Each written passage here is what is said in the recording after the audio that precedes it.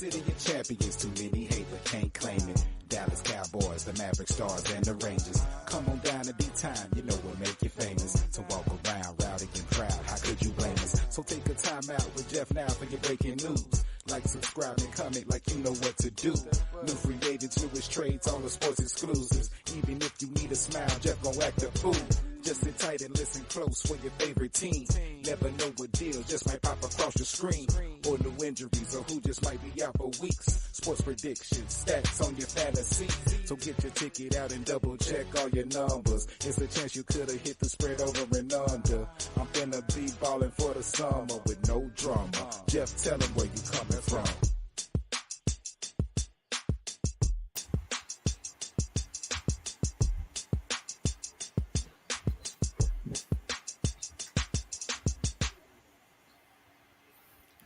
Well, man, what up, man? It's the time out with Jeff with the crew. We kind of short today, but hey, fellas, all the fellas had some other arrangements to do. But hey, we go keep it moving. We gonna keep it moving, man. It don't stop. So man, last week, man, we left off with a subject that we didn't get to talk about. That came about in the NFL with the they call it the tush push rule. And I know Sid he really wants to talk about that. Hate that he can't make it on tonight because it's gonna affect his fly Eagles because that's who mainly I've seen use it because the formation that they really get into, man, is almost like a victory formation. Yeah. And so I haven't read up on why the NFL wants to try to ban it. But I know I heard Sean Payton was saying that he didn't like it because he was gonna try to implement it as well. So should the NFL ban the tush push rule? That's the question. The tush push quarterback sneak, rather. That's a good question that we could poll and discuss. And what's your thoughts on it? Well, my thoughts is now. Let me be clear. The formation is not in question. It's just the pushing of the player with the ball. Is that right? Yeah, I guess that's why they called it the tush push. Tush push. Yeah. Okay. Yeah. Well, it really didn't start with the Eagles. I think it started. You remember when USC and Notre Dame played, and Matt Leinart was pushed by Reggie Bush. We talking some years ago when they were both in college. The play Okay. looked like it was stopped at the goal line, and Reggie Bush basically pushed him into the end zone, and Right. there was a lot of controversy behind that play. Right. But I guess I wouldn't have a problem with the play if the progress is stopped. Say, I don't know. Let's just say, for instance, a second and a half, 2 seconds, and then you have centers and guards pushing the player with the ball forward. Then, okay, I can understand why there could be a play to where they need to really look at it because you could get injuries because if players think a play is stopped, they may relax a little bit. Right. And if you're not going, I haven't played like football other than recreational, but players, I've been told you got to go 100%, 100 miles an hour, or you'll get injured. Right. So if you have players that are relaxing, thinking the play is over, and then here comes somebody 350 pounds pushing something forward when you think the play that could lead to injuries, and it looks like the play is stopped a lot of the times. Right. So I could see why that particular play, the cush push, tush push. I guess they Push. saying they coming from behind him and pushing his bottom. His Yeah. some I got to go back and look at it, but it's so effective. And I know, like I said, it's a copycat league. Yes, it is. So teams are gonna adopt it. Like I said, Sean Payton, he said back, he took this year off. He looking at how effective it is. He know he has a running quarterback in Wilson. What can he do to take advantage of things? Hmm. So and like I said, unless they ban it, you'll see a lot of other teams using it. But until somebody gets hurt, I don't think you should ban it. Uh, you can tweak it. You can tweak it a little bit. With the what they call it, the uh, whatever they name that committee, uh, The competition committee. competition committee. Yeah, So I mean, because I don't know, they got to get votes. What how many votes they got to get, but um, yeah, and I know if it's all about player safety, just tweak it. But I mean, their safety is in question every time they step on the field. That's true. So, I mean, it just I don't know. I don't know how many teams will try to adopt it going forward. If 5 teams try to use it, some teams they just line up and say, "Hey, we about to run," because they going for it on 4th and 1, 4th and 2. You don't know what they're gonna do. You might expect them to run, but they might naked bootleg or you know do a play action fake and just roll out, hit the tight end on dump, whatever. So I don't know. Most time when Philadelphia line up to do that play, teams know what they're doing. It can be stopped. It can be stopped if you get the right leverage and right push up front. It can be stopped. Uh, so I don't know. We'll see. We'll see. We'll see what they do. I haven't heard anything else about it in a while. So Yeah. Yeah. They'll probably tweak it a little bit because I mean, sometimes we've seen guys look like they're stopped, like a Barry Sanders or somebody like that. You look like you had them stopped, right. and then you next thing you know they spun out of the tackle and ran for a touchdown.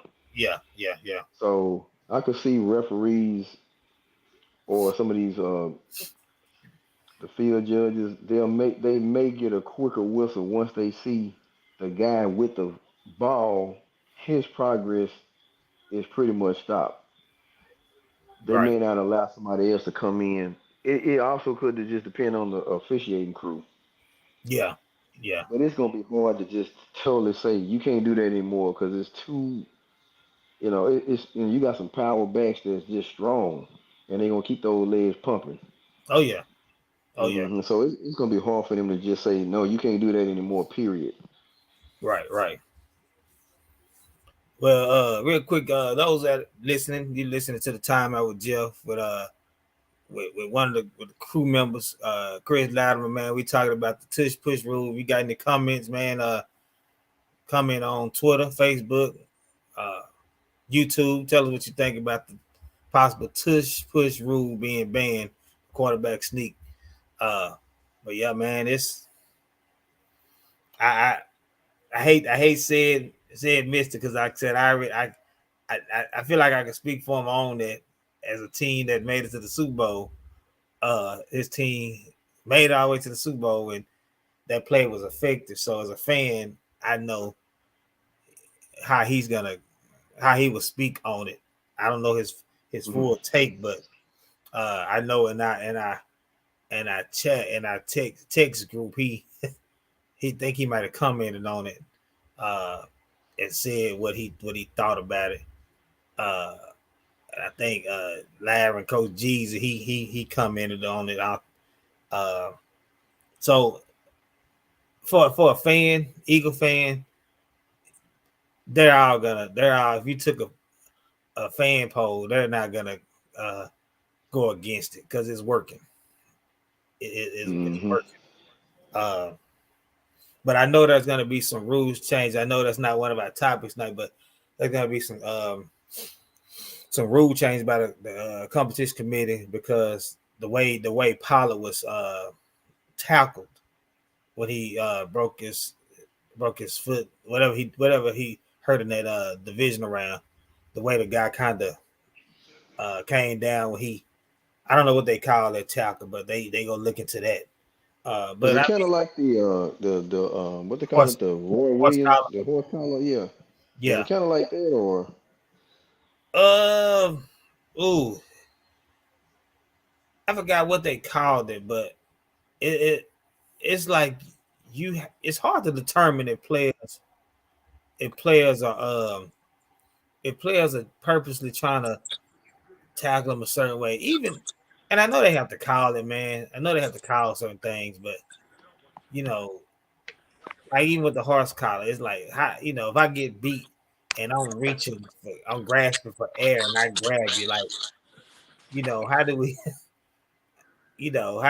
how do we not call it? How do we call it? Because sometimes I feel like the referee should make a judgment call, but yeah?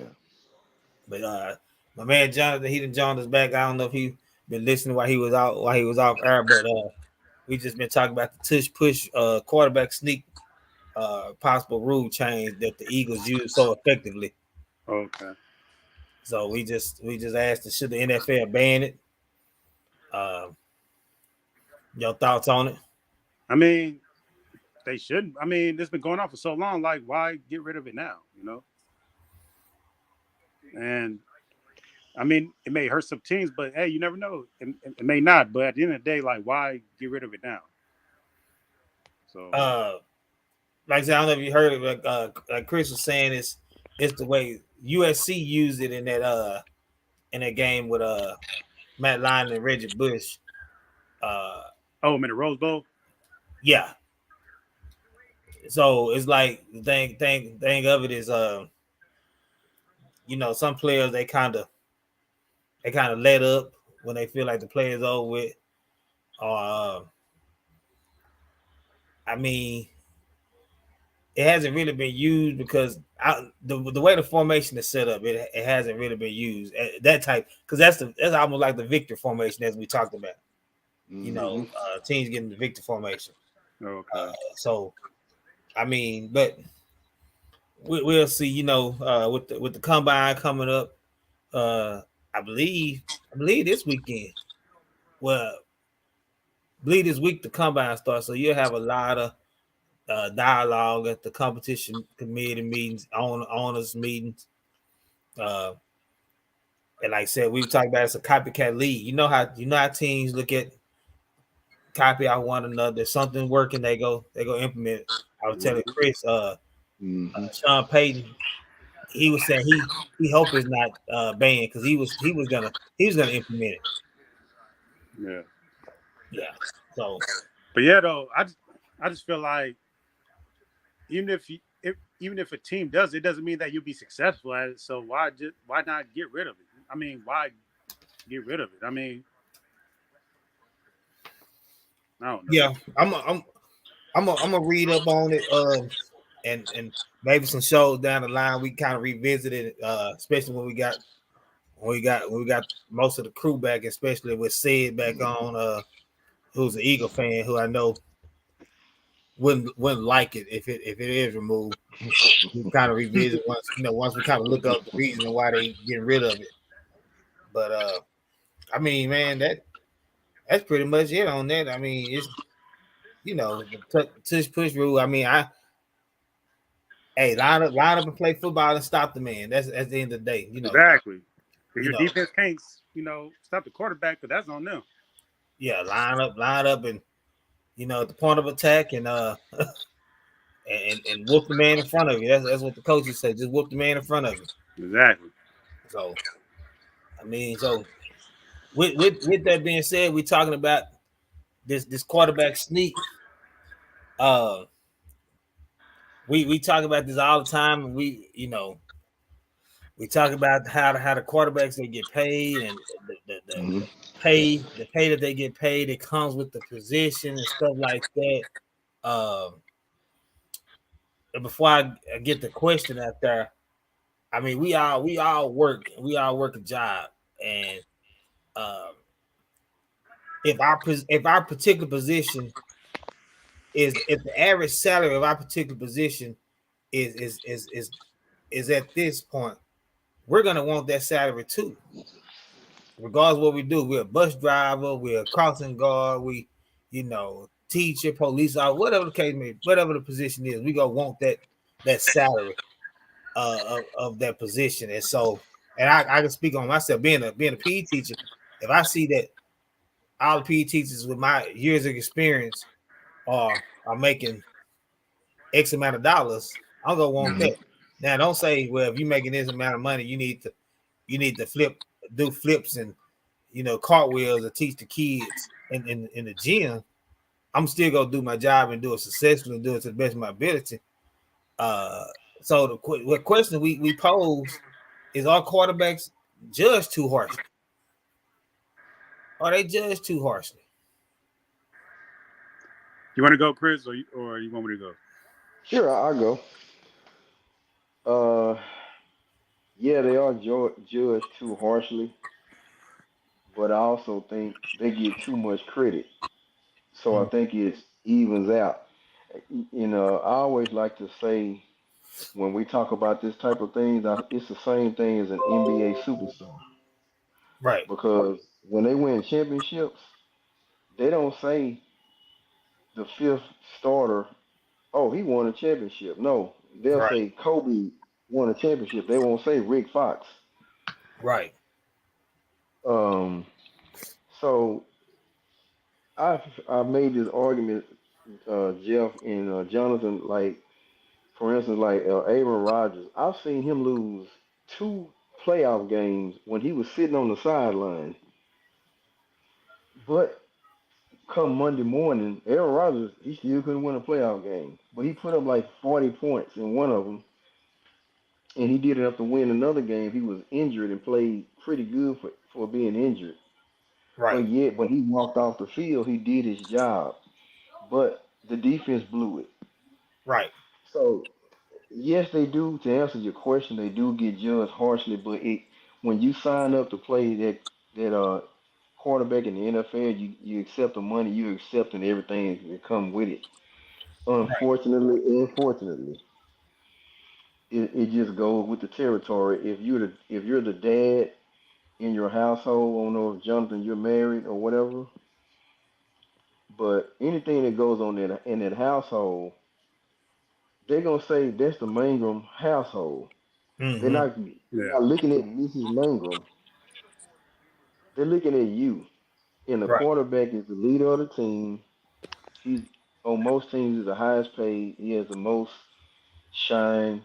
He's gonna get the most fire. That's just you know, it's just how it is. yeah, Yeah. And they Exactly. know it when they sign that contract. They know it. So yeah, they do get too much credit and they get too much blame too. But it just I would have to sum it up and say it just goes with the territory. right. Yeah, and it does. I know John's gonna chime in a minute, but I know it does because if you look at it, I mean, it's evolved. The quarterback position is evolved. The pay scale is evolved. Um, and we always talk about well, once this player get this kind of money, well, we expect him to do this, you know, do more of this. Well, why we don't expect it? When they making on a rookie scale a measly 5 million, we should expect them to do that regardless if they making 5 million, because at the end of the day, Lamar Jackson hasn't won a Super Bowl. Daniel Jones hasn't won a Super Bowl yet. Matter of fact, they haven't even. I don't think neither one of them been to a conference championship. But they're both up for contracts, Hmm. and because their position is averaging 40-45 million per year, they're gonna demand that, and they're gonna get it either from their respective team or somebody else. But they haven't won anything. But we gonna expect them to lead their teams to Super Bowls once they get that 40, 45 million. Mm-hmm. I expect you to lead me to a Super Bowl making 5 or 10 million Yeah, at the end of the day, regardless. Yeah. yeah. You know, now unless you're a rookie quarterback coming in, uh, I'm not expecting too much because your first year, you know, not too many rookie quarterbacks will come in and lead unless they have a team around them with veterans at different positions, receivers. They got a solid defense. They can go out there and shut people down. Unless you got the 85 Bears defense, the 2000 Ravens defense, stuff like that. You one of those quarterbacks that can what's called it go on, come in as a rookie and you got to do minimum, kind of like a Brock Purdy almost. He was a rookie quarterback coming in. He had all the weapons. But I'm expecting you to win regardless. Whatever you making. I ain't gonna wait to look like I said Lamar Jackson and all these players is about to demand all this money to start making it. So he say, "Oh, I'm gonna judge you different. I'm gonna judge you a little bit more harshly." Nah, you better go win now. I see Kendon KG, Fat Mac, all the different names we call him. He he joined the show, man. Join the show, Yeah. man. We've been talking about we already talked about the QB sneak tush push rule, but we on this topic of quarterbacks judged too harshly. And Jonathan's about to chime in real quick and give his take on it before but go ahead, Jonathan. You got the mic. All right. I mean, both of you guys are right.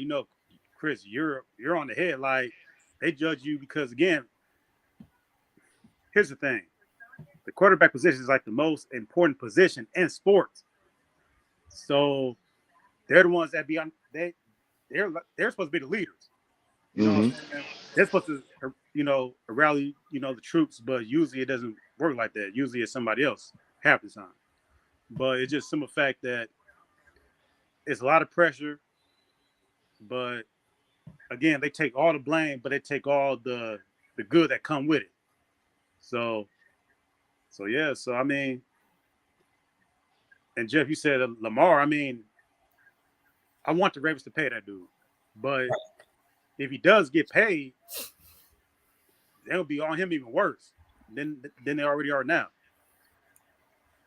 And Yeah. so it just comes a lot. That's a lot of responsibility to have. Like, it ain't about like passing the football. It's about you got to have like the mental strength, the mental mindset. Like, that's a hard Mm-hmm. job, bro. Oh You yeah, got Mm-hmm. it's definitely a hard job. It's definitely a hard job.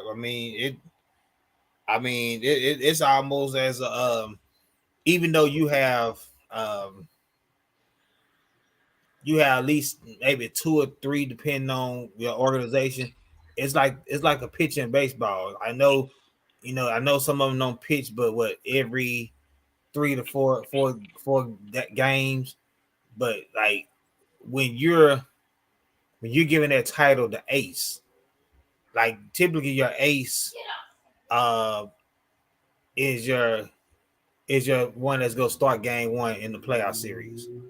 Uh or like opening game, that's typically your ace. Unless your Mm-hmm. unless your true ace is hurt from spring training ball. But once the playoffs start and all your pitchers are healthy, your ace is gonna be that game one starter, because just in case it goes to, I think, game 7 or whatever case may be, when they pitch again, you go want them in that game 7. So uh they get judged harshly as well, um as a pitcher. But you look at it like this, okay, like how we talked about with Philadelphia, with Jalen Hurts. He's on his rookie contract and he's about to get paid. Well, this is a good chance for them to win it while he's on his rookie contract and add all these other Mhm. pieces like you did. But let's look at another quarterback in Justin Fields, and I just pulled up and we go and before I say it, I'm gonna get it to where I can start putting this up on the screen so everybody can see what we be talking about on here, just screenshots things. But like Chicago has $98 million in cap space. Ooh. Spend. Justin Fields on his rookie deal. So when free agency start, look for them to chunk money around. If they chunking in the right places, you know. I know most of us not Bears fans, so we don't know too much of the ins and outs of how many pieces are they away from, you know, contending for a playoff spot. But 98 million, if they chunking in the right places with Fields on his rookie deal, they can possibly make a run because the dude can run. He's a dual threat quarterback. But this is their best chance to put the pieces around him to try to turn that around while he's on a rookie deal with all that cap space that they have. And so the Falcons are next at 55.5 million. You know, that's a huge gap. That's $40-some million gap. Mm-hmm. And of course, other teams are gonna come, you know, add more cap space as these cuts that we're seeing gradually come through future releases of players, because like we talked about before, teams are signing these contracts, these big money contracts for 3 and 5 years, and the guarantees will be so high. And after a year or two, they cutting the player. And really all the players care about is that guaranteed money, that signing bonus. So Mhm. they do that. But Chicago need to get Justin Fields some receivers, some top-notch receivers. If you don't have no linemen, they need to draft well this draft. And whatever they drafted last year in the first, second, and third round, which are typically your starters. You know, they always say the first, second, and third round players you draft are typically your starters, your long-term starter. So they need to have another draft. Free agency, they need to hit on free agency, offensively and defensively. And they could make the playoffs. I'm not saying they Super Bowl contenders, but they need to make the steps with 98 million in cap space. Mhm. Mm-hmm. Because regardless if that man wins 5 games these next couple of years, he still go demand 45 million dollars per year. And guess what? Somebody's gonna give it to him because they gotta want a quarterback with his skill set. Yeah. And we can say he probably not gonna be in no division around playoff or NFC championship no time soon. And he still gonna demand it. And we go saying, man, he making 45 million dollars a year, and he can't win but 4 or 5 games. Right. Like, you know, Daniel Jones, another one. I think he asking for 45 million. And there's talks Hey. that fellas, there's talks that the Giants go prioritize him over I think Barkley, because guess what? The running back class this year in the draft is very deep. Is very deep. So I mean, I don't know, man, but they Barkley dope. It's just you know what I'm saying, he stayed hurt though. That's the only thing about Barkley. right. But Danny Dimes he's gonna get $40+ million per year. I mean, because if the Giants don't give it to him, somebody's gonna give it to him. Yeah.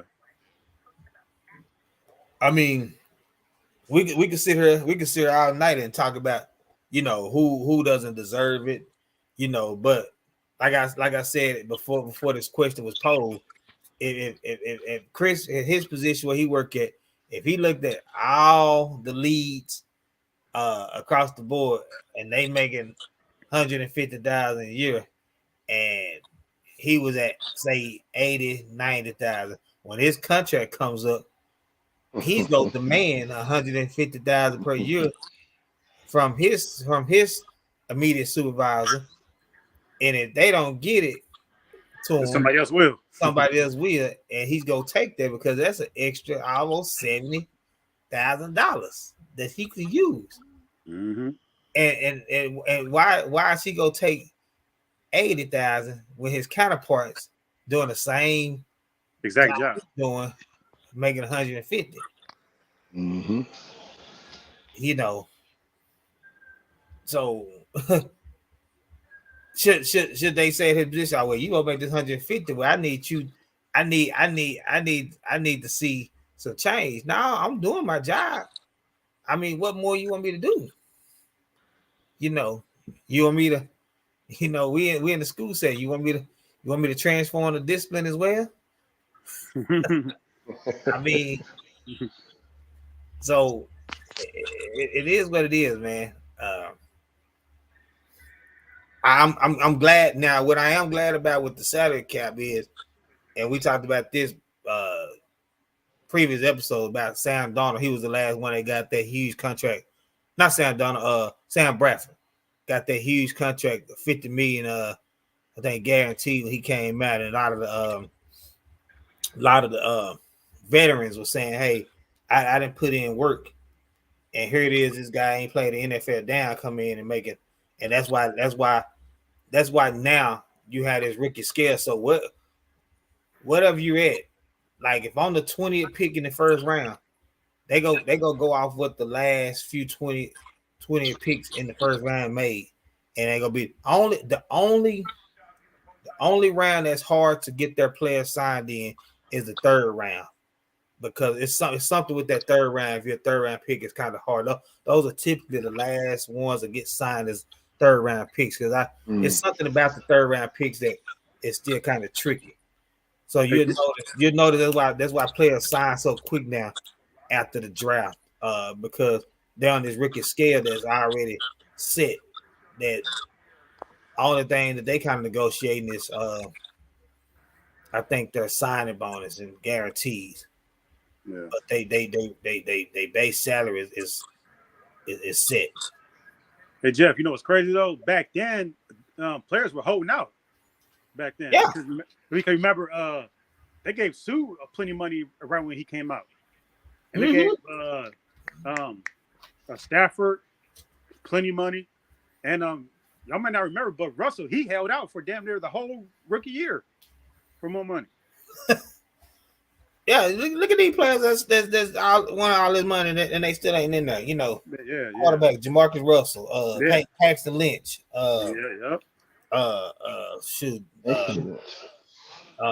Sam Bradford. Yeah, Sam Bradford. I mean, they got all this money.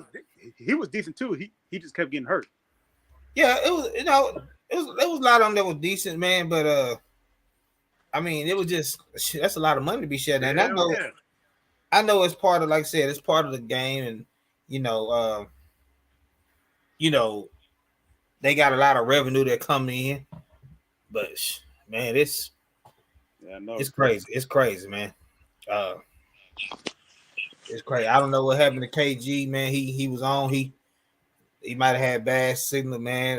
But I know like I said, he'll jump on when he jump on, man. We rolling, man. Like I said, man, we at the top of the hour almost. Time out with Jeff with the fellas, man, the crew. Time out with Jeff crew, man, and man, we, like I said, folks, you come in. You come in where I can see them. I post them up. Pose your comments for the fellas. Not come in on YouTube, Facebook, Twitter.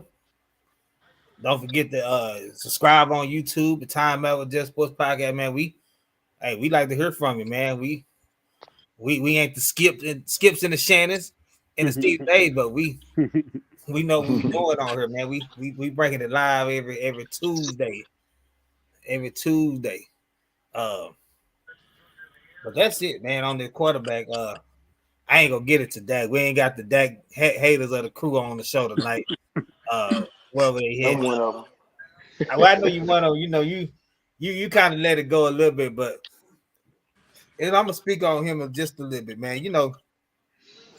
Uh, real quick before we get on our next topic, with the quarterback being judged too harshly, it's almost like look at Jameis Winston real quick. When he threw 30, he had 30 and 30. 30 for 30. That's a show. That's a show. But out of that 30, even if he only threw, even if 15 of them wasn't his fault, that's still 15 interceptions he threw. But when you got a quarterback that say throws 15 and under, a lot of them are not their fault. And so if the competition committee actually went back and said the interception is going to count for the defender who catches it on their stat sheet, but they go back and look at it. If there's somebody that they hire or they have, they say, okay, this is a tip ball off the fingertips of the receiver or the running back. So this quarterback only, instead of having 15, they only have 7. Mm-hmm. How do y'all think we would look at that quarterback? Will we look at him differently? If most quarterbacks average, I say probably average is probably like 10 to 15 interceptions a season on average. But if they went back and they really looked at it and say, well, like I think Josh Allen threw 15 interceptions. If they look back and say, oh well, only 8 of them were actually his fault, where he just threw it into coverage, where and we know with the interceptions are players' faults, and even like the ones where I think you try to throw like a Hail Mary at the end of half, and at the end in the end zone, and about 10 dudes jumping up in the end zone.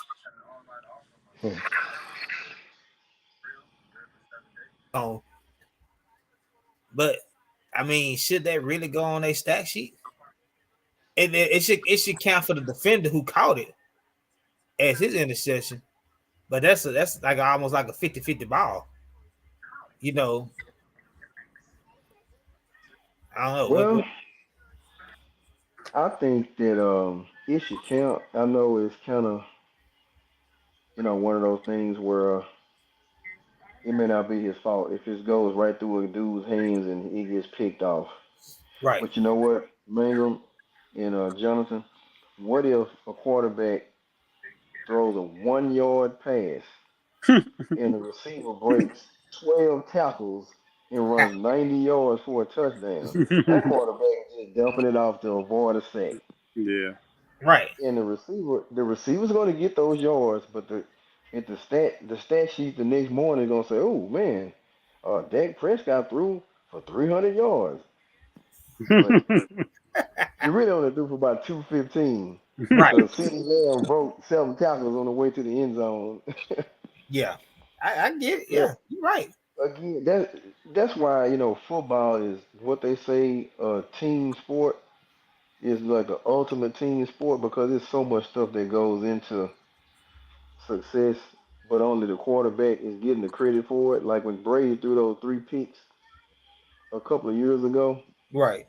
but in the championship game, and they said, "Oh, Tom Brady led the Tampa Bay to the Super Bowl," but really their defense Led into Super Bowl. really led them. Right. So, but negotiation wise, Mangum, that would probably help or hurt that quarterback because you can that when that agent sits down with that owner and say, "Hey, he threw 12 picks, but really 7 of them was on him." Mm-hmm. Or if they wasn't counting them, he'd just say, "Okay, he only threw 7 picks." Negotiation wise, I could see that would really help, but just you know being fair, they're gonna have to take those picks just like they take those yardage when the receiver does all the work. Right. Yeah.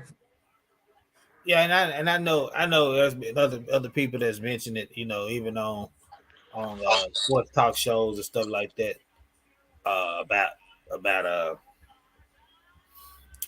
you know, interceptions being quarterback fault and who really is who fault it really is. Uh, so I mean that's never heard nor there. Uh, well, y'all tell me we got what two more topic segments, man. You know, we got the MJ, the GOAT, and we got the playoff picture. Which one do y'all want to end with? We want to end MJ or we want to end the playoff picture? You know, or we want to. I say let's go play our picture right now. Okay. What about you guys? Oh yeah, that's cool.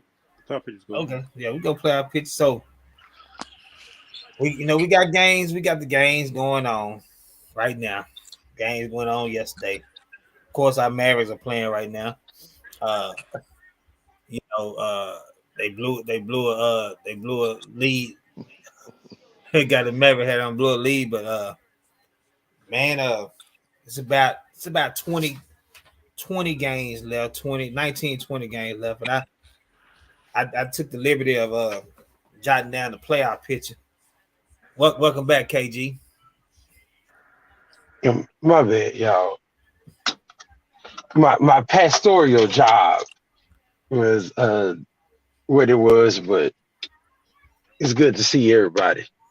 What's Yeah, going on, Mr. even though we can't see your face. Well, I thought I had the camera on.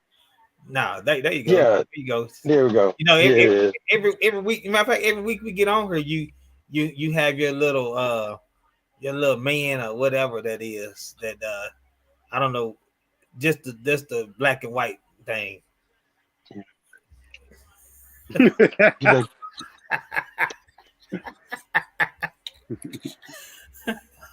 He don't be want us see. Let us see his let us free. I was gonna say something, man, but you know, there's some things pastors can't say, so we'll just leave it at that. How about that? Listen, there's some things that pastor can't say, but I'll say this one: shut up, nigga.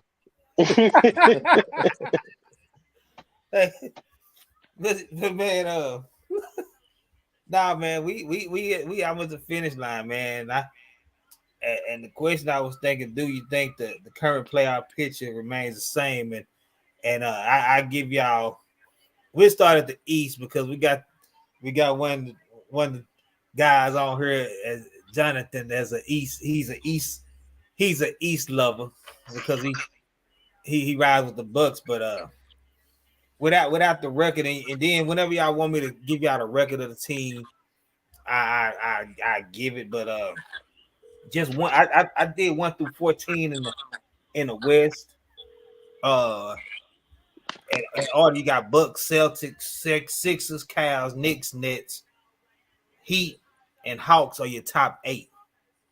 And then the Raptors at 9 and Wizards at 10. Those would be the teams that will be the playing because you know, as y'all know, 7 and 8 play 9 and 10 for playing. And then you got the Bulls, Pacers, Magic, and Hornets that round out the top 14. So just on the East, and if y'all need to know records, before y'all know, before you want to make your pick, you can let me know and I give you the record. But does that top 8 stay the same once the play-in games take place at the end of the season? Even though we got 19 to 20 games left, and it's a lot of salt shaking and jaw jacking could go on in those. Is that top 8 the top 8 that goes to the East? Hey Jeff, you said that the Hawks were number 8 right now. The Hawks in the 8th spot, and they just got a new coach in Quinn Snyder. Yeah, I don't know. I mean, maybe, but what? Who is under Atlanta right now? The Raptors. Hawks are 31 and 30, with the Raptors at 30 and 32. That 8th spot is going to be a battle. but because the Raptors can ball, bro. So it's gonna be a battle for the 8th spot. But the majority, the top 4 or 5, I feel like that stays the same, unless again the Bucks, they won 14 games in a row now, Right. even though they're still in the 2nd spot. But Yeah. every time we win, Boston wins. So it's just one of the things where I would love to have that, the number 1 spot because it guarantees home court. But the year we won the championship 2 years ago, we were the number 3 and we still won. Mm-hmm. So Yeah. and the years prior, when Giannis won MVP, we were the best team in the whole NBA as far as like the record, and we still lost. So, Ooh. I mean, so to me, the record doesn't really matter. But I would love to have that home court. But if they don't, if they're still number 2, I mean, we can still, make a good run. But the team I'm more disappointed in is the Heat. Like 2 years, because look, 3 years ago they basically had the same team of what they have now.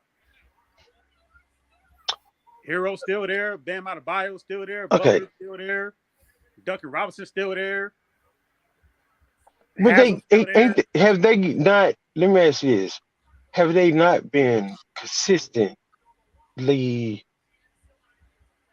a letdown? Who's at the Heat? And yeah, like they normal. Yeah. Like if I go get a microwave dinner out of Walmart, I knew that was gonna get you, Jeff. they the microwave dinner out of Walmart. They're gonna put it on 139, and that's what you're gonna get. And they picked up a much needed win yesterday because they're in that 7th spot, and and then the Hawks are leading the Wizards right now by 4 with 4 minutes left. The Hawks in that 8th spot, and then the Raptors are leading by 6 on the Bulls. The Raptors are in that 9th spot, and the Bulls are in that 11th spot. So the Bulls, like you said, in microwave dinner, they on the verge of, like they got right now. They have to play in the playing game, and you know how that goes. It's one game, Yep. You lose. If they lost to the, I think the 9 seed will play the 7 seed, and who you seeing winning that? If the 9 seed play the Raptors play the Heat right now in the 1-game series, most people gonna go with the Raptors. Yeah. So the Heat need to do everything they can, Jonathan, to get out that 7th spot. Yeah, for real. Because again, we played them when it was Kevin Love's first game with the Heat, and we murdered them. But it's weird because again, we played them. I think it was the 2nd round of the playoffs in 2020. For some reason, the Heat were hot. So, but I still blame Eric Bledsoe because again, he didn't show up. But that's why I'm glad he's gone. But it's just the fact that year they were hot, bro. Like they got the same players, the same exact players. Well, except for Kyle Lowry and Victor Oladipo. But it's a year-to-year league. That's why this playoff. That's why I love this playoff picture. That's why I love it like the NBA, because this playoff picture, if you just look at it, man, it fluctuates. It can change anytime. I mean, but okay, can I ask y'all this? Does it actually fluctuate, or do we actually see the same teams when you're the best of the best? Are we talking about it fluctuates? The best of the best always seem to be the ones in the finals.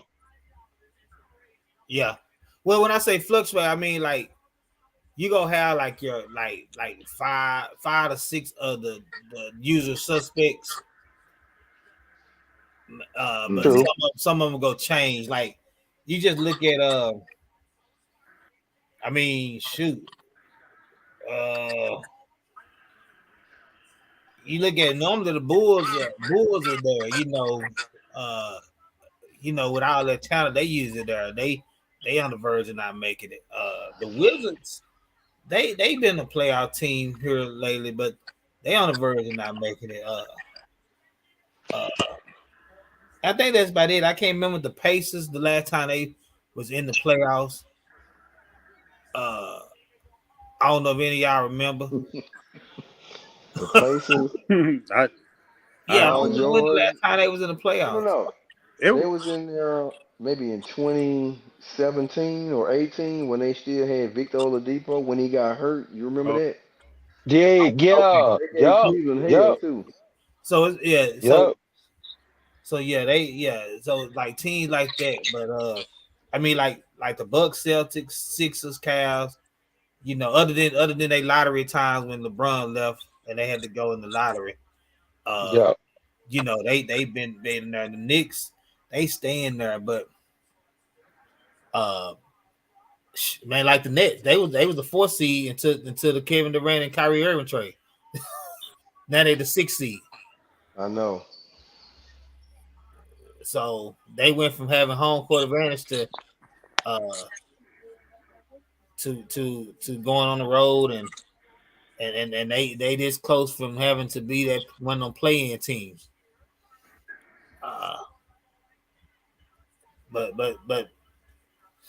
who do y'all see? Who do you really see? Like, I mean, Man, I tell you the records. We know the Bucks, Celtics, Sixers, and I would say the Cavs are safe. Would y'all say the Cavs are safe at 39-25 with very, 19 20? very safe. Those gonna be your top four seeds who's right number? there. Hey, Jeff, who's number 5? The Knicks Hmm. Knicks on at 36 and Oh, 27. yeah. Oh yeah, it's man said. No, I'm saying Yeah. what I'm saying is, Jonathan, look at the top four. Top four are Bucks, Celtics, 76ers, and Cavs. They all at 39 plus wins. Um, Hold on. so, Say it one more time, Jeff, so I can make sure I'm hearing this right. so You you got the said Bucks, Bucks, Celtics. 76ers, and Cavs, and they all got 39 plus wins. Those four, Hey Jeff, for the Okay. Bucks are number 1 right now. huh? The Bucks are number 1 right now, or is it still a Boston at number 1? Now the Bucks at one because they got one. They got 17 losses. Boston Yeah.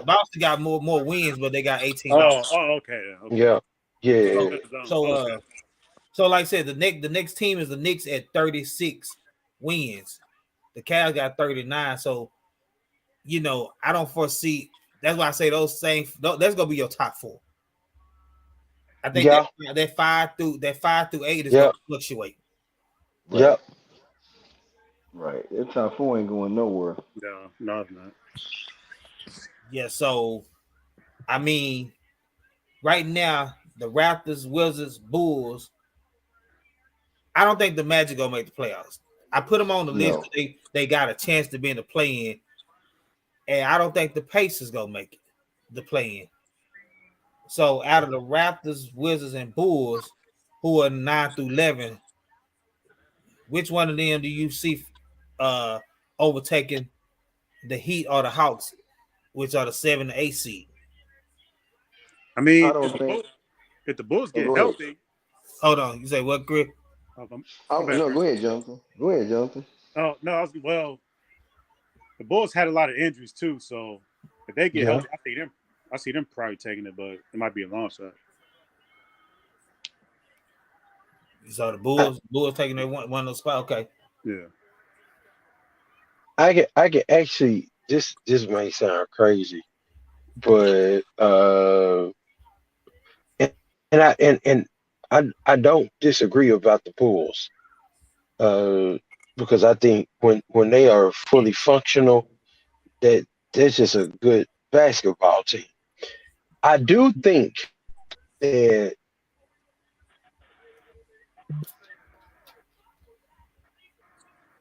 I think people need to like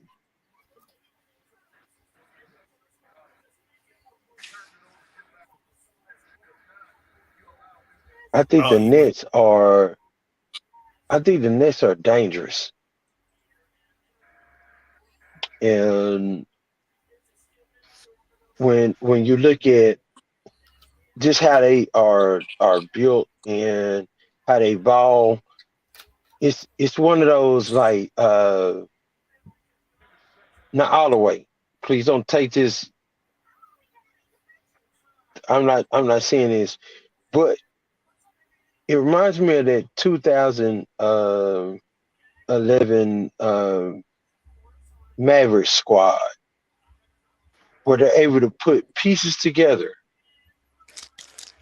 and I do not think at any way, shape, form that they will win a championship.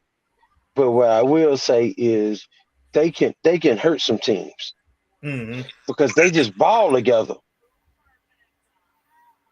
Right. And like you're right, because right now if the playoffs start today, the Nets will face the Sixers, and that might not be a matchup the Sixers want to see.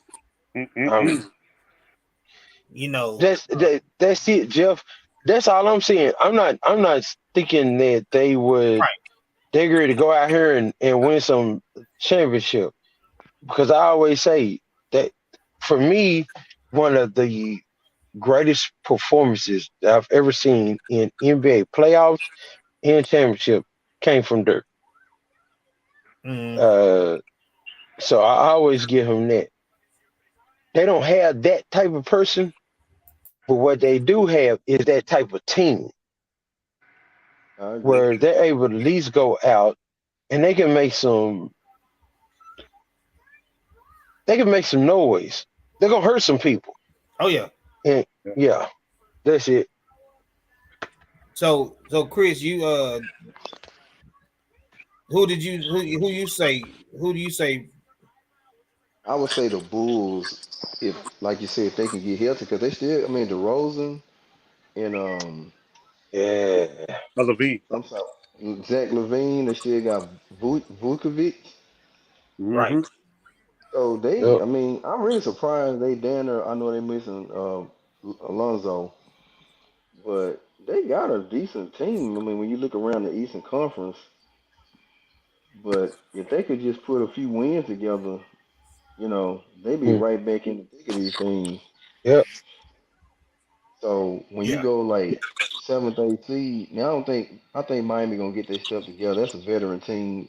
They gonna probably stay where they are. I don't see them dropping out, but I could see the Bulls making a little Mm. noise. I see they won two in a row, so Yeah. that's a team that you could look at that could make just a little noise and get in the playoffs. Yeah. Oh yeah. Oh yeah. Mm. Because But I then, like like I I said, said, I the mean, top four they locked in.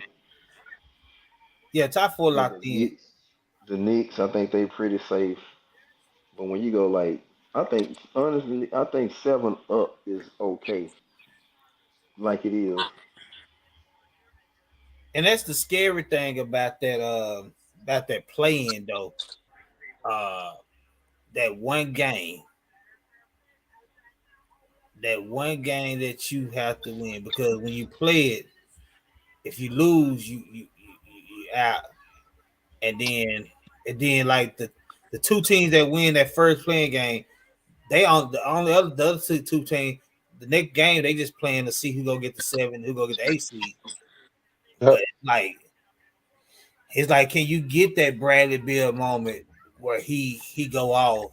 Can you get that unicorn Porzingis in the Yep. playoff Yep. playing game and beat somebody like the Heat? Yep. One game. We ain't talking about a series. One game. One game. One game. We talking about March Madness. Yep. Yeah. We talk about March Madness. Yeah, Yeah. Yep. because you got Bradley Beal. You got what Kuzma still over there. You got Porzingis when he want to show up and play. Uh, and in one game, now I can foresee. I can see the Hawks being overtaken. Because they lost what last year to play in, right? Yeah, I think Yeah, so. No, yeah. the Hawks beat Cleveland, didn't Yeah, I yeah. think they ended. The I Hawks. thought they went into the playoffs. Yeah, I think the Hawks beat Cleveland in their play-in. Yeah, didn't they go to beat now I could be totally wrong. Didn't they beat the Knicks? Mm. I know.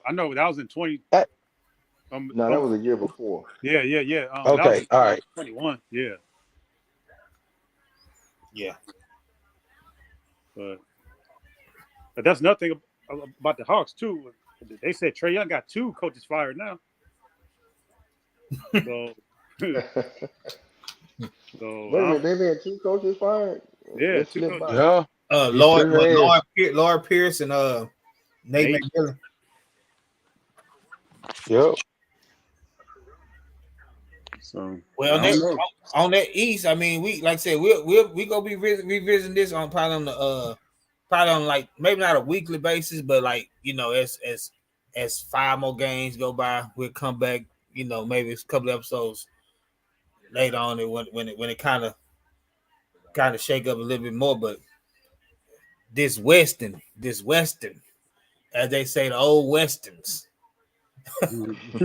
this Western, I wrote down 13 teams in this West, and just in order: Nuggets, Grizzlies, Kings, Suns, Clippers, Mavs, Warriors, Jazz are the top 8, and then 9 through 13 is T-Wolves, Pelicans, Damn, Blazers, Lakers, and Thunder.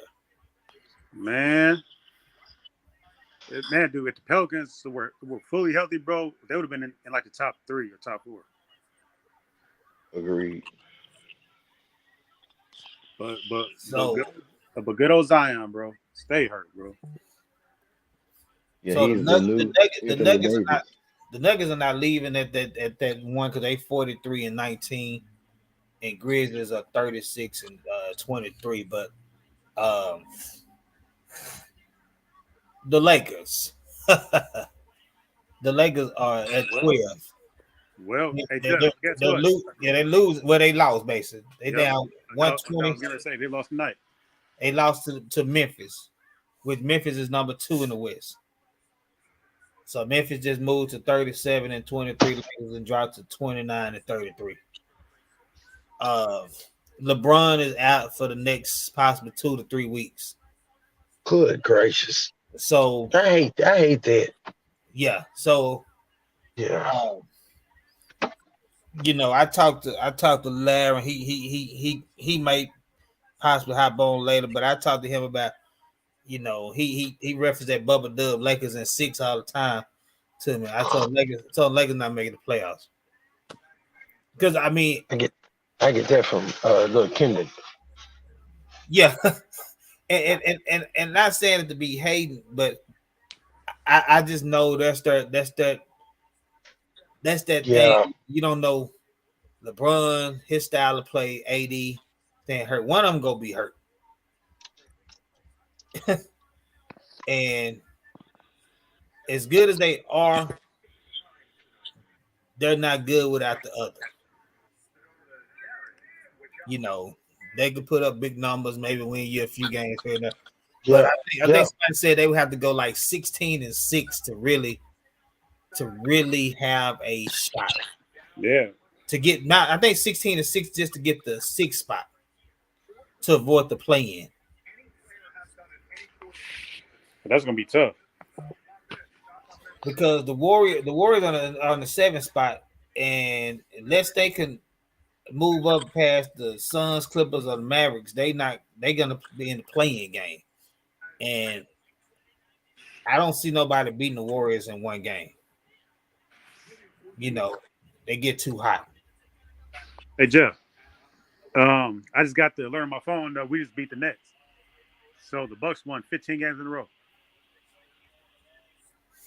Okay, so see, that's what I'm saying. So now the Nets, That's amazing. the Nets dropped to 30, 34, and 27 now. So that's another thing, man. Like I said, these games are gonna go up and down. It's tight, man. That West is tight, man. Yeah. Man, you could pick Denver, you could pick the Clippers, you could pick Memphis, you could pick Dallas. It's a lot. So who would you say, Chris, would make the playoffs in that West? Like I said, the playing game right now would be the Warriors, Jazz, Timberwolves, and Pelicans. I don't know what the matchups will be, but that's the 7 through 10 spot. Right now, the Pelicans are on a free fall, so I'm taking them out of the picture. Yeah. And I think Yeah. Portland, definitely the Lakers. The Lakers are definitely gonna be in the play-in, if not 8 seed. They only like what, maybe a game and a half out of 8 or something like that. I think they're getting A game, drilled tonight. They're getting drilled tonight, so it's but gonna probably take they an L lost. tonight. Oh, it is over. Okay, They lost. They lost. so the Lakers are gonna definitely, if not the play-in, they're gonna be in the eight. Well, they'll still be in the play-in, even if they're in the 8 seed. But I'm gonna go ahead and put them in. I think. Okay, who knows? I may have missed the last couple of seconds. Is Carl Anthony Towns coming back this season, or what's his status? I didn't know he was hurt. Yeah, he's been out since I want to say December or something. He's been out a while. Wow. Yeah, he's been out. They're in the He's been out night. a while. So I'm gonna say they'll hold on and stay in the play-in at the very least, and if they can get if they get him back, they could maybe move to the 7th or something like that. I see the Warriors making it. They just have too much talent. I think they may just be bored with the regular season. I don't know what's going on with them. Right. But Yeah. I see the Pelicans dropping all the way out. Yep. And I see the Lakers definitely getting inside the play-in. And depending on Cat, his health, I got the T-Wolves making the play-in as well. So Hey Jeff. yeah. Okay. Where's OKC at? Go ahead. I'm sorry. No, you Okay. good. Okay. See OKC's at 13. Oh, Their game behind the Lakers at 28-32. So Lakers 29-33. okay. Hey, go ahead, Kenny. Well, I was also trying to figure out, like, are these predictions based off LeBron's health? I don't know. I don't know if he's heard me say. I don't know if he's heard me say LeBron is gonna be out the next 2 to 3 weeks. Yeah, but that's the thing. Okay, that's a big deal. They win percentage without LeBron is basically 33%.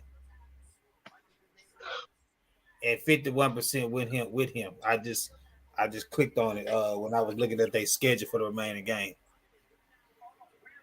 Mm-hmm. And then D'Angelo Russell, I don't know when he coming back.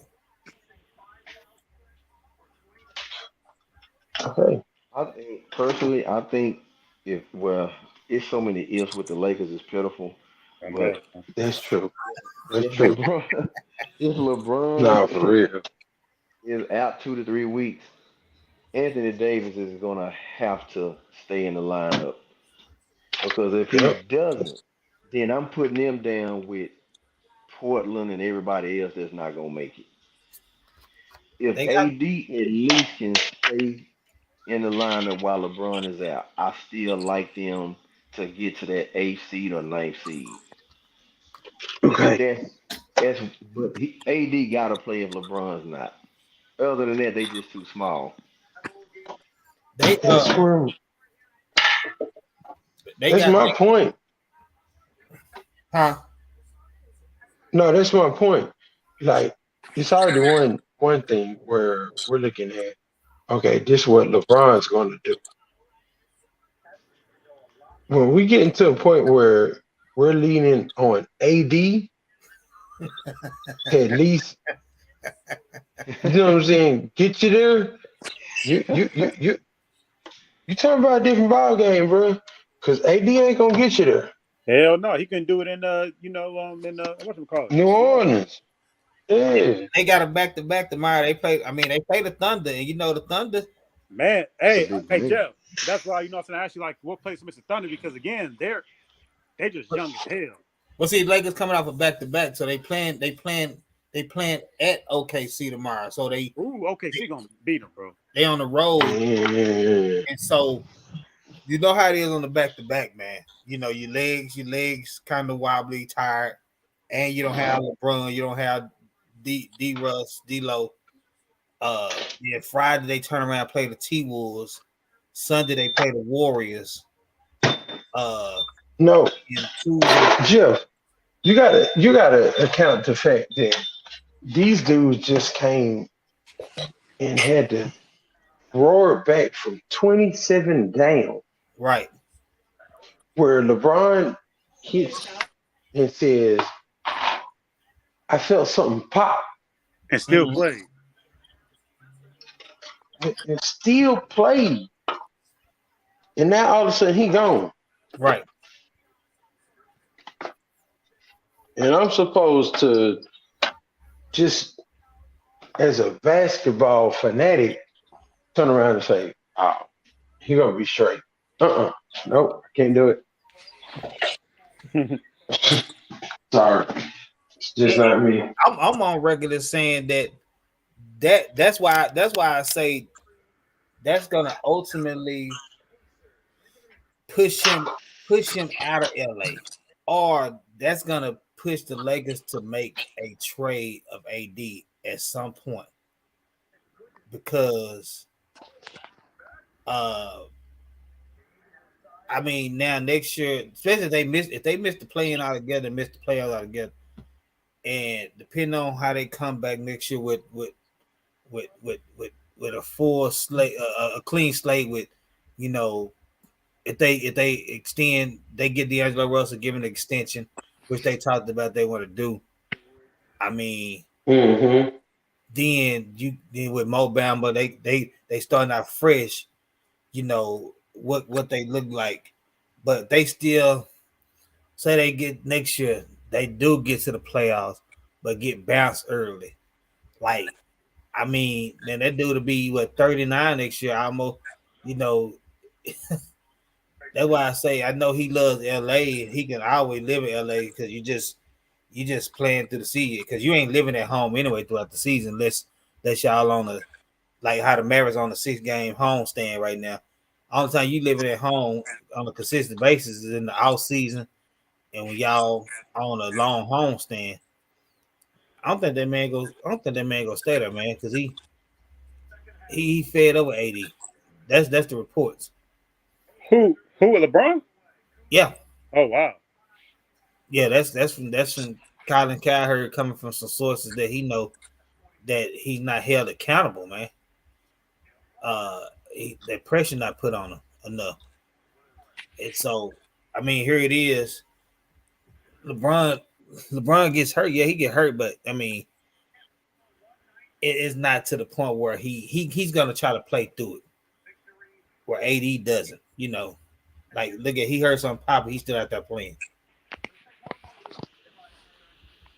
So I just don't. Him being out 2 to 3 weeks. That's 2 to 3 weeks is almost about 10 games almost in the NBA, and they have to at least go like 7-3, and they already lost the first one without LeBron. So they have to almost go like 7-3, 8-2 in the next 10 games to have a shot until he comes back. And with Dame putting up 71 points and then getting drug tested afterwards, you have to jump the Blazers to get to the 10th spot. I don't think the Lakers will jump the T-Wolves. So they could jump the Pelicans, but they still have to jump the Blazers. So I don't see him even getting in the play-in. But like I said, we'll be able to revisit this in the next couple of games once we see how they shake out. with these next couple of games, man. So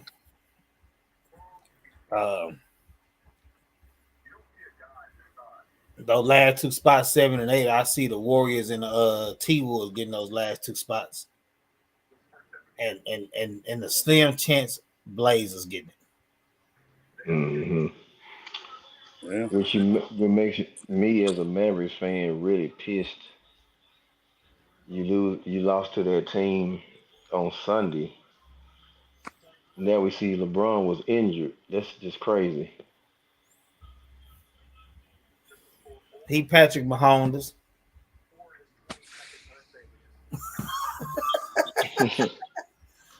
Hey, except this foot injury, it won't lead to a championship though. Oh no. Hey, look at we were just talking about Bradley Beal in the East. Bradley Beal's dad give us the Hawks 37-point game with a win. Yeah. So Wizards got the victory tonight. Yep. Quinn Snyder's the first night as a coach too. So Bradley Beal hit the dagger to beat the Hawks. Dang, they were losing too. Yeah, Bradley Beal, he with the step back. Oh no, he got the step back and then so they got the win tonight. So Hawks fought a 31-31. Wizards moved 29-32. So that's why we talking about that one game. Mm-hmm. Yeah. That one game, get that Bradley Beal. And guys' level of play go up, man, when they know it's just one game. So, Because and Charles Barkley said something that made so much sense. He said it wasn't a 27 points day. He said it was that they were 27 points down, but then they turned around and right at halftime they was down 14. mm-hmm. I never thought of. He said they literally went into halftime with life. Right. So it wasn't as if they came back from 27 down in one half or even one quarter. They literally just said, you know what? It's halftime now, and we're only down 14. Mm-hmm. We can True. build off that. Right. Very true. Oh yeah, you're right. And it goes to, unfortunately, I hate to say it, I really don't like to see it at all. It goes back to Jason Kidd's adjustments. And y'all have been talking about this for weeks. Not everybody, but I've heard a lot of conversations where it's like, why is Powell still in here? Why are we not putting in McGee just for some defensive, man? All of y'all have said this, and all of y'all are right, because this is what I know. If you have some type of defense in there that's protecting the rim and protecting what's going on, you're making things harder on the perimeter because they can't get into the rim. Like, y'all right, Right. That's right. We can't disagree.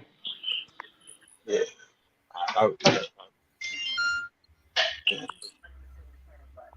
That's exactly what I was thinking. That the team is too good offensively. We understand the points are going to get made, and that's an understandable situation where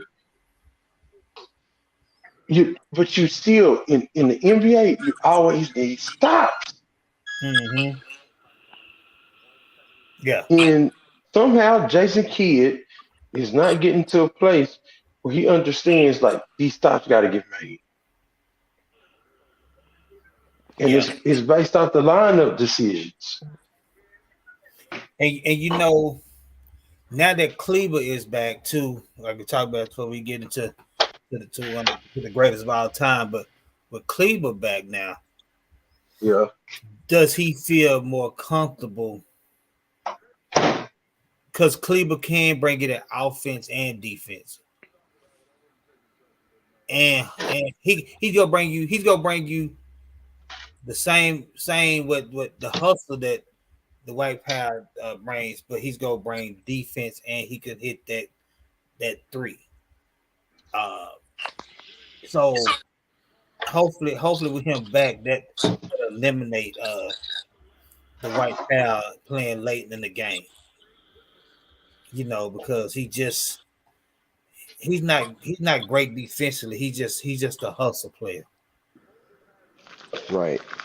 So But what's that? Even with that, Joe, what does that look like? And I'm not trying to be funny or nothing. it's about words that What look is like it like? with hustle. Even with like That's what I'm saying. And see, um, different. it's one of the things we talk about when I mentioned the plus and minus. That's why I say a lot of coaches get caught up in that plus and minus stuff. Which is true. Which Yeah. and so that's what I think it is, the plus and minus.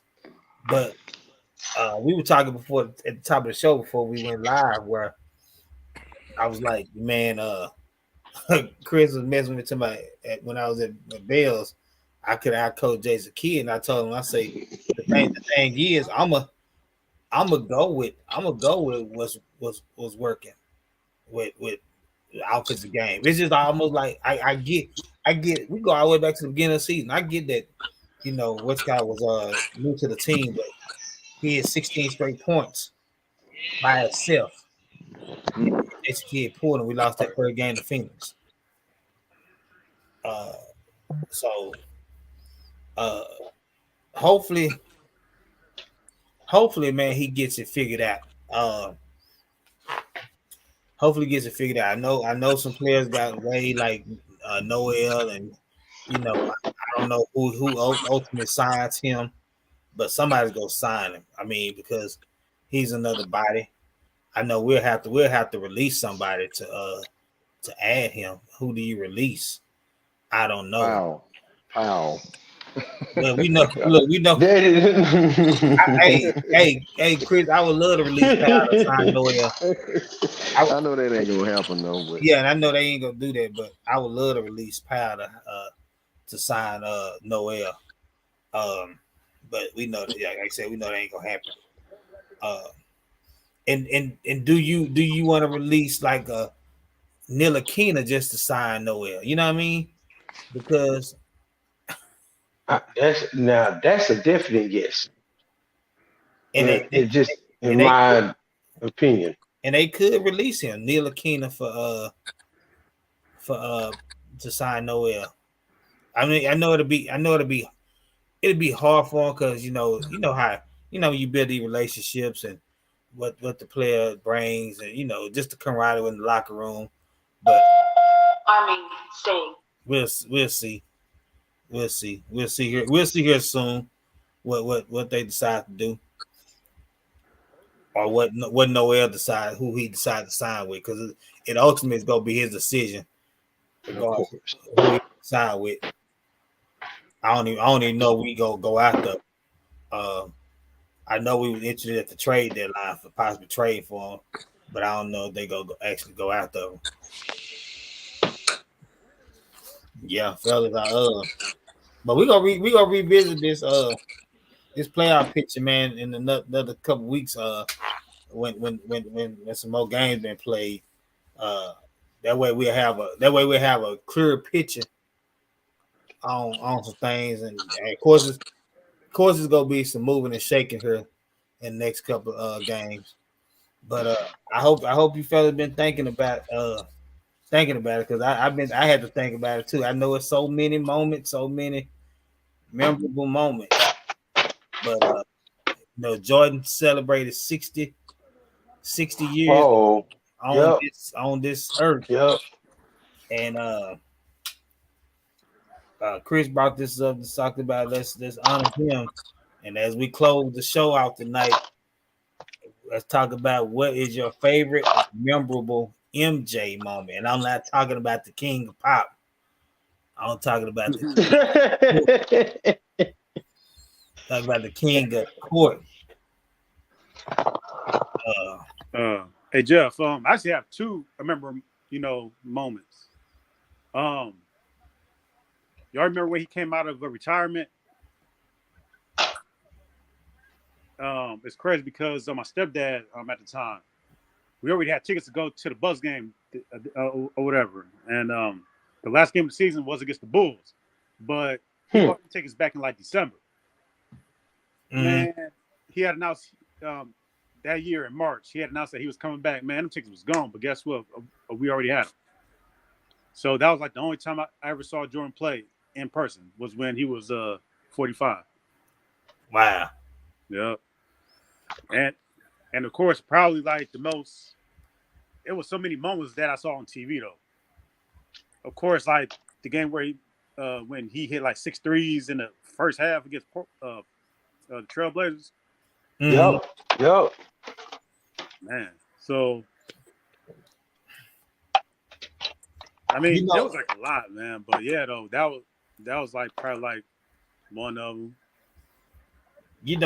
As I'm thinking about it, I don't know what I would call it favorite or memorable, but I think it was against the Cavs when he did the little thing like he did his hand. The drug? No, he just did his hand like this against the Cavs when he went down court, like because he was just out there having one of those type of games. Oh, okay. You got to go. Yeah, back. where I think that was 6. It was 6 3-pointers, if I'm not mistaken, Jeff. That was the moment that I was talking about. The one where he just like, man, I don't know what's going on. Was the Blazers or the Cavs? It was the Blazers. See, John, you got to do the little thing, man. If you go have a moment, I got hold on, man. I got to hold the phone. See, look. You got to have a moment. Yeah. No, but the game against the Cavs was when he had hit that buzzer beater. When if he was going like this, like Bulls win. That one. Yeah. Yeah. That was against the Cavs. Well, mine was he was when he was playing against the Jazz. Uh-oh. I'll never forget that. and somebody in the crowd had said something to him. And they were talking about he hadn't dunked on. I think it was. I want to. Y'all, please, if I'm wrong, correct me. I think it was Greg Elo. It was like the big. Can I help you out here? Yeah, help me, man. Okay, I'm not gonna steal your moment, but I'm gonna give you the two names. First, Jordan came down and he dunked on John Stockton. Exactly. The fan ran following him up the court and said, "Pick on somebody your own size." There we go. Come on, brother. Hey. So I'm just gonna give you the other name, and I'm gonna let you tell it how you paint it. But the guy because I can't remember the name. Hey Chris, so was it the center, the white dude? Yeah, he was a black dude. Oh. He dunked on a white dude. Oh man, no, it was a black dude. He dunked on John Stockton first, but then he turned around. He dunked on a guy that played at Kentucky back in the '80s. His name was Mel Turpin. Okay. He dunked on Mel Turpin. There we go. Help me. Yes. And then he turned around and looked at the same person in the crowd and asked that question. Is he big enough for you? Like I remember the dunk on it- the thing that like really did me with that one, and he went on to dunk on like all the greatest quote unquote blockers in the league. But what the one thing that really I'll never forget is he was talking to somebody in the audience. That dude didn't even have nothing to do with getting dunked on.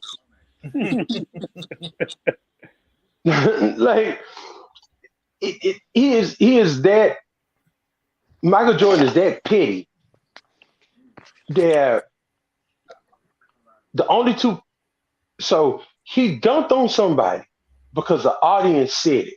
Because somebody sitting in a seat said something. But here's the thing: you can't. That's why you gotta love him and Kobe. Like, don't test him like that. Exactly. Don't test him like that, bro. Because that would definitely prove you wrong. Don't it's a done deal. Yeah, done deal. Mm-hmm. Kobe was the same way. Same Kobe way. heard somebody say something in the audience about how he was getting abused, and he turned around and he said, "Don't nobody else touch the ball." And then he went for 37 straight. We don't have that no more. No. Michael was that person. When I mean, we saw it on the interview where Michael was like, I think it was a Matumbo, and said something, you ain't dunked on me before. And Tell. then he goes and does it. Yeah, man. Don't test him. Man, he like, what? Okay, don't worry about it. I'm him. Mm-hmm. Exactly. All his championships to me are always going to be great. He is that dude. I think he's the greatest of all time. But it just something about him that just got in his skin that was like, what you say? Mm-hmm. Okay, here I go. But I just feel Are like you're a Randall fan? Okay, don't worry about it. I got you. Who does that, bro?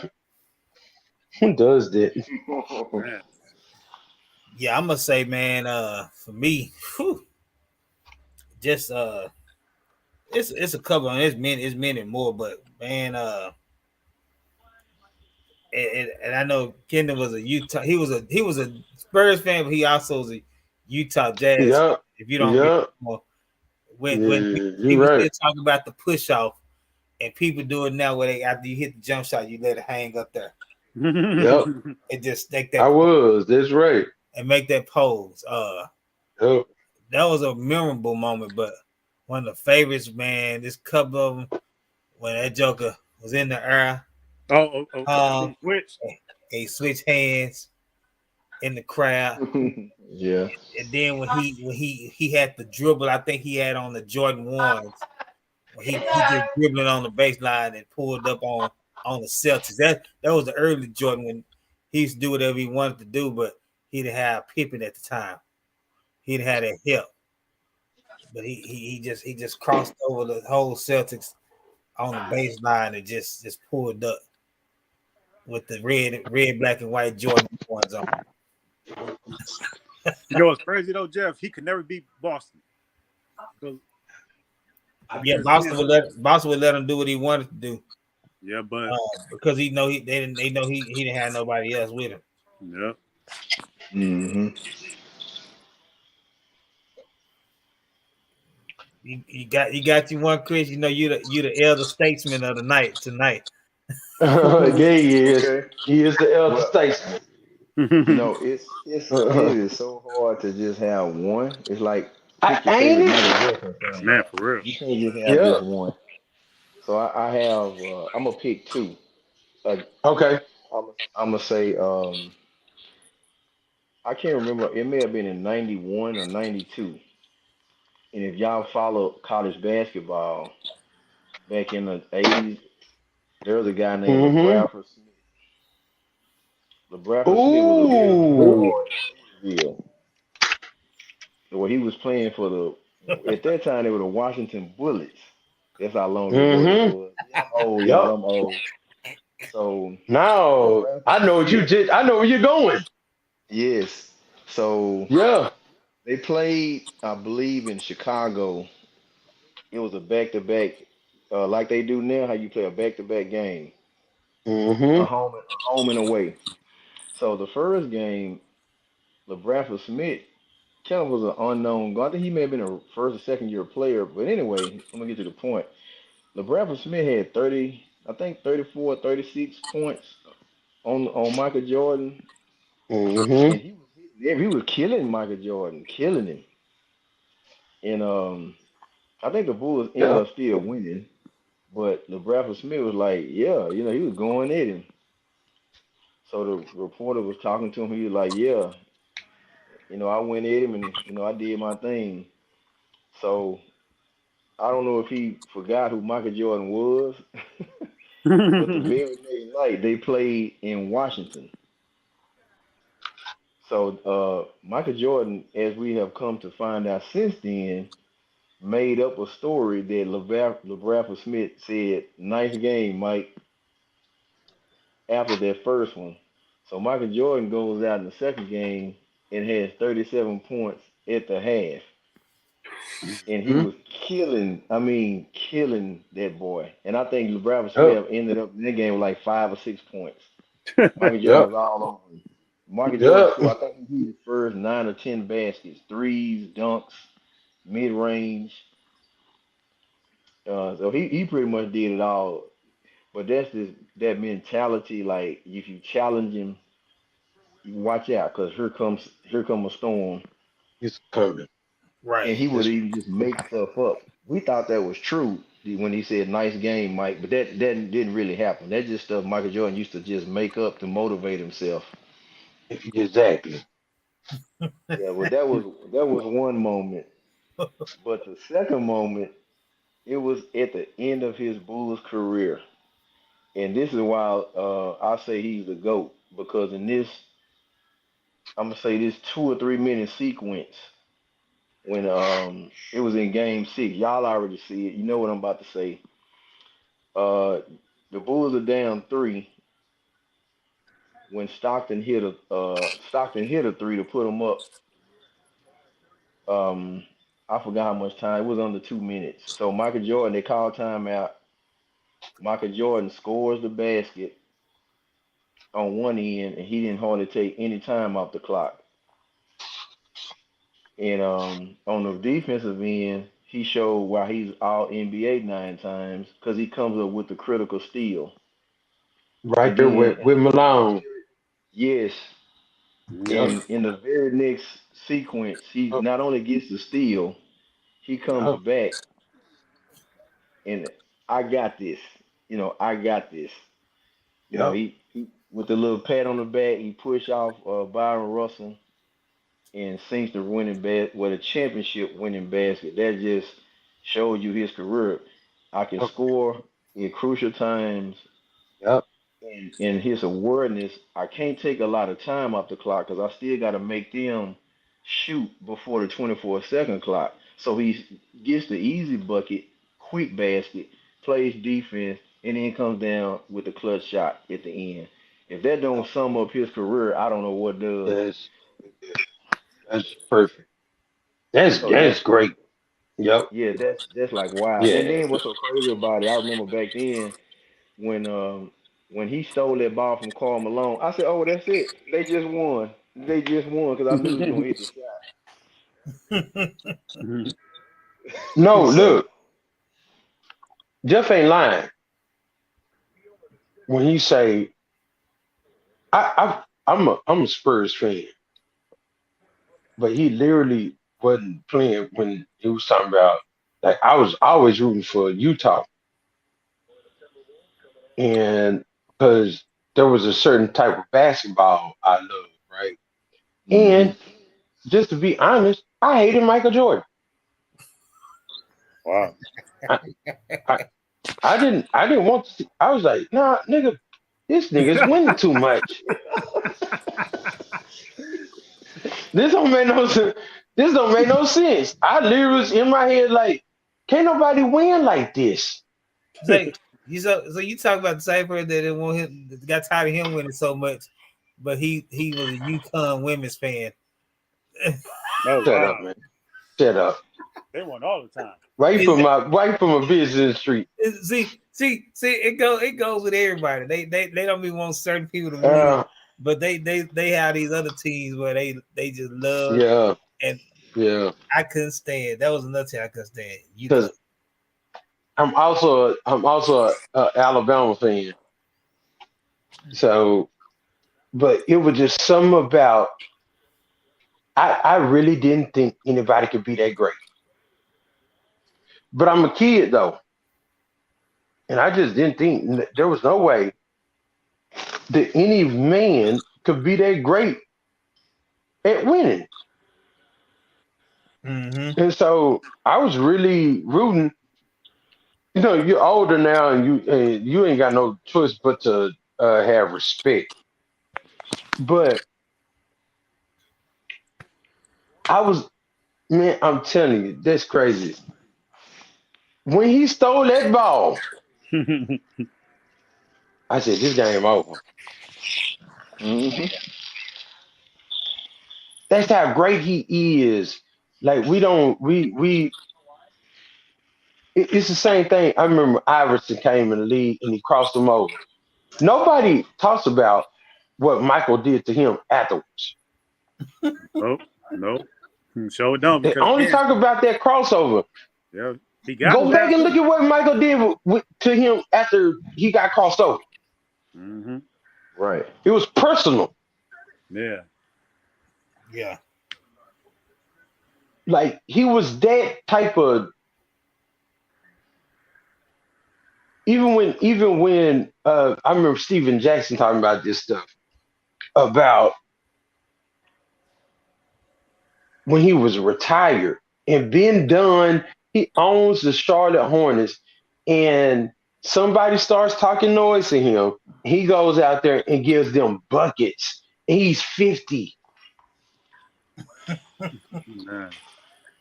I'm talking about putting buckets on. Steven Jackson talking about he came in and took the second string squad. Y'all can look this up. Steven Jackson talking about he took the second string squad and they beat the first string. That's how he did. You don't ever like meet people besides I think Kobe was one. Kevin Garnett says Tim Duncan was one. But the difference between Tim Duncan to me and Kobe and Jordan and Tim Duncan was they let you know. Mm-hmm. Tim Duncan just went out there and just did it. Yeah. And he was real quiet with it. That's why, to be honest, that's why I'm a Spurs fan. But Jordan would go. You're 50 years old and you own a team and you're still going out there playing against these youngsters. Yeah. That dude there is amazing. Hey, I have another story. It's not one of my favorites, but when Jerry Stackhouse left North Carolina, he got a little cocky and was bragging about how easy it was in the NBA. So Yep. Dean Smith called Michael Jordan. He said, "Hey, teach Jerry a lesson. Kind of, humble him a little." Michael Jordan went out there with 48 points and 3/4 on Jerry Stackhouse, and that was when he was with the Sixers. Yep. Yeah. So that, I mean, it is so many stories about Michael Jordan walking into the other team locker room saying 45 on you tonight. Man, Have y'all heard the story about dang, what's that young cat? He played with Kevin Garnett and Marbury?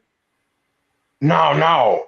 He was actually before Marbury, he was like the they call him baby Jordan. Oh, Haramana.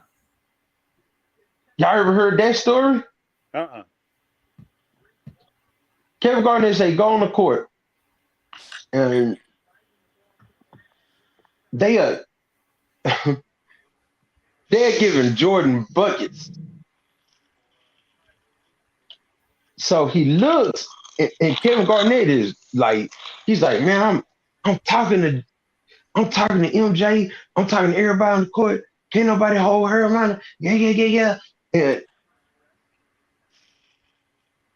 her look at Kevin Garnett and said, you need to be quiet. Yeah. Oh yeah. I heard about that. Man, and then Jordan put 36 up in one half. Say, man, just and then don't say nothing to Kevin Garnett. He walks by her mind and says, you need to tell him to be quiet. And came back from a 20+ deficit to win the game.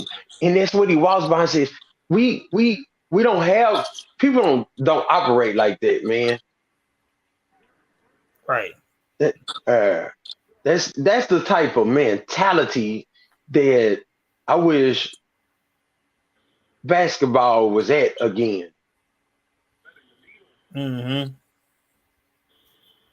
Where it's coming down to even in his later in his career where him and Kobe going back and forth in the All-Star game. And it's this mentality like, you can't hold me. You can't stop me. I don't care. We don't have it no more. There's no competitive, and our kids are raised up in the same system. I'm sorry, y'all. I got to preach it. Yeah. Shoot, man. Shoot, it's a lot of moments, and I know we could do a whole segment on just Jordan, but that's just how great he is, how many moments he had. So I don't know if y'all caught what Chris said about the and what we'll do is because we're horning out what before next show and determine what we want to talk about. But I know he said we could spend a whole episode on it, so we'll discuss it. It was like a top 5, but we'll discuss that because we probably literally can go a whole show on that. Yes, we could. Top 5 wide receivers. So we're just chatting that one for another time, but we'll talk about that as time go on. Because like I said, we're about to get in March Madness, so that's what we go. That's one thing we gonna do. We go all pick our tournament brackets. We'll determine how many brackets we'll go. We go do one. We go do one based off on our heart of what we think. we can do 2. A realistic one where we know this should happen, and one where we want to happen. And we can determine how many brackets we go do, because they downloadable. We can find them. We can fill out a bracket. And everybody can talk about their bracket and see who comes out victoriously in the final 4. That'll work. That'll be a good one. That'll be a good one to talk about. It will. Because March Madness is coming up soon. Just don't ask me about who I got my heart in, please. Nah. Don't ask me about who I got my heart in, because Jeff, you already know who I got my heart in. I know they ain't doing nothing. North Carolina.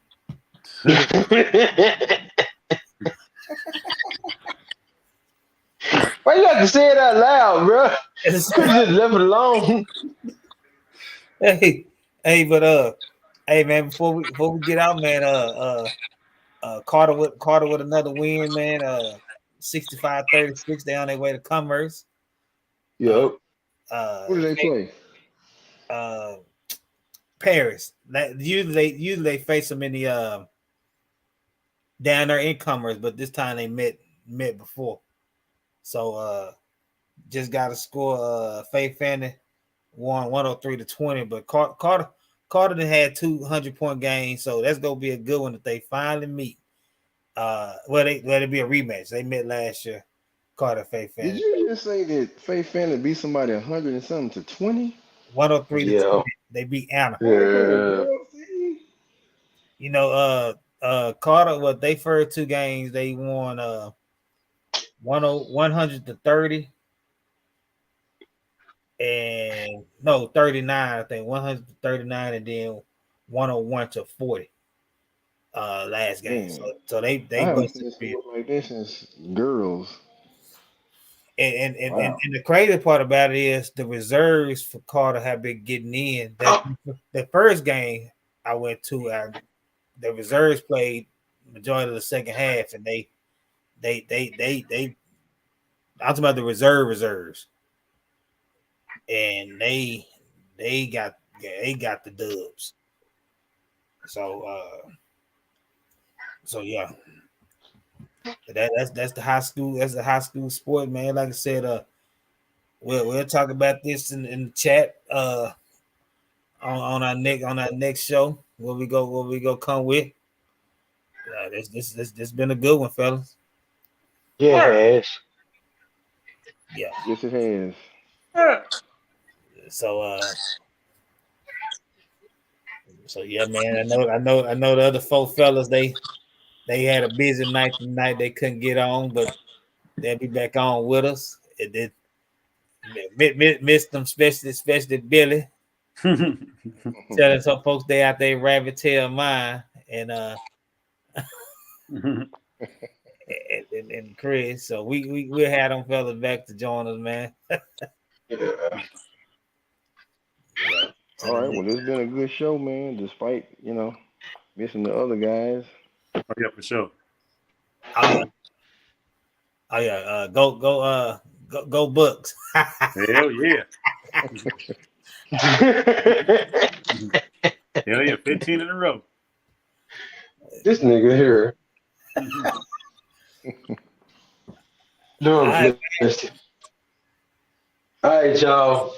Great to hear from y'all, and look forward to next week, y'all. All right. All right then. All right, y'all. Sure, Peace. All right.